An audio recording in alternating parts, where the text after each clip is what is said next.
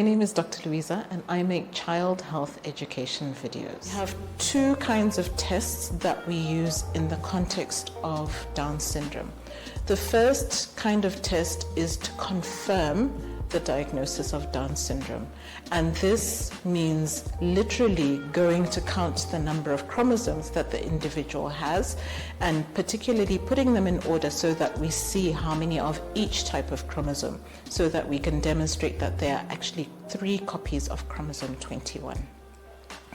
The second type of test that we use are tests that tell us whether there are complications or not. We would check thyroid function at birth, and we would continue to do an annual check of thyroid function to make sure that we're not missing any problems that have to do with thyroid disease. We also do a full blood count to check the number of white blood cells in the individual to make sure that they don't have any abnormalities early on. And in addition to that, we would run those annually to make sure that the counts are remaining stable and that there are no hints of any abnormalities like a leukemia. In addition to that, where we suspect that there is a cardiac problem, we would do a chest X-ray to see what the outline of the heart looks like.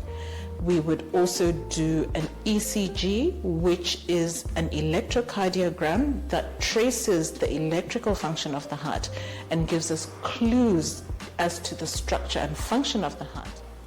In addition, when we suspect that there is a problem with the way that the tummy is functioning or structured in the context of Down syndrome, we can also do abdominal X-rays, and appropriate referral is made based on the findings of those tests. Although your family practitioner or pediatrician may be the main person that is coordinating care for an individual who has Down syndrome, there are many other specialties that may be involved in the care of your baby.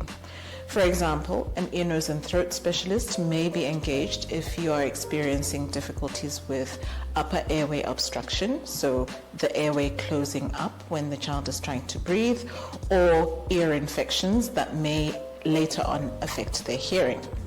Another individual who may be called upon to help is a cardiac specialist, someone who specializes in heart defects, or a surgeon if we have any blockage in the bowels, in order to institute operative management and follow-up of your baby.